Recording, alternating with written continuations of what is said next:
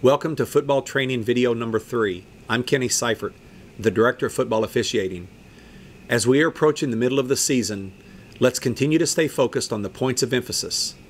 Do not relax and regress on the improvements that we have made from the beginning of the season. As a reminder, we have been directed to continue our efforts on risk minimization, which includes the illegal blindside blocks on defenseless players. In our video today, we are going to focus on targeting, butt blocking, blocks in the back, and the horse collar tackle. Targeting is an act by any player who takes aim and initiates contact against an opponent above the shoulders with the helmet, forearm, hand, fist, elbow, or shoulders. It is a 15-yard penalty. In this clip, player number 2 in white has committed a targeting foul. Note that the player lunges toward the head-neck area, which is an indicator to look for in targeting. In this play, he leads with his helmet. We must get these plays out of our game. If an airborne receiver has completed or attempted the first part of a catch and is not in a position to defend himself and is forcefully contacted by a player who, for instance, leads with his shoulder but is making no attempt to tackle the defender, is guilty of unnecessary roughness. On the other hand, if the defender in the same situation wraps his arms or otherwise attempts to make a legal tackle, the contact would be okay. In addition to this clip being targeting, as he initiated the contact above the shoulders with his helmet, you must also ask yourself, was the contact necessary or excessive? The other element that needs to be discussed in this play is the unsporting actions of the defensive player. If both fouls are called, we would enforce 30 yards of penalties against Team B. The targeting would be a 15-yard live ball foul, and the unsporting act would be a 15-yard dead ball foul. In clip number 3, you will witness a targeting play by one of the kicking team players on the kick return. Player in blue makes no attempt to tackle the runner. Instead, he identifies an opponent, zeroes in on him, and targets him. He leads and initiates contact with his helmet to the face mask of his opponent. We must be alert and aware that these types of plays can occur at any time.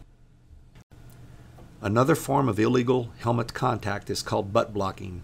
Butt blocking is an act by any player who initiates contact against an opponent who is not a runner with the front of his helmet. Witness the action in clip number 4. Although this would be a very difficult foul to pick up in live action based upon the location of the field and the speed of the play, I want you to watch the receiving team player on the 36-yard line. As K approaches, he squats down to gather himself and then accelerates his blocking motion while leading with his head directly into his opponent's face mask. Notice how quick the head snapped back on the kicking team player in black. This illegal helmet contact, which in this case is a definite butt block, must be penalized. Blocking in the back is a block against an opponent when the initial contact is in the opponent's back, inside the shoulders, below the helmet, and above the waist, and not against a player who is a runner or pretending to be a runner.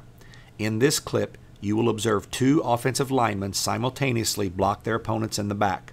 Outstanding job by the officiating crew on staying with the play and getting this call right.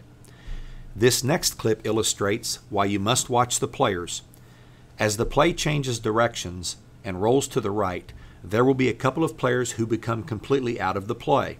That doesn't mean they may not try to make some type of play. In this case, he did. He tried to block his opponent. Unfortunately, this block came from behind and is definitely a block in the back.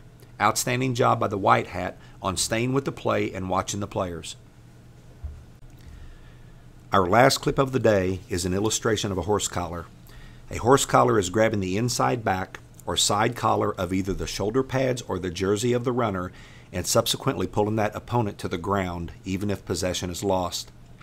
The left hand on the back collar of the shoulder pad and the jersey, along with how the defender dragged the runner to the ground, is a dead giveaway. The horse collar foul is a live ball foul. We are approaching weeks number 4 and 5 for the season, the halfway point. Please be diligent in your preparation, perspiration, and application. In other words, continue to work hard, work together, and be professional with your duties as an official. Good luck, and I'll speak to you soon.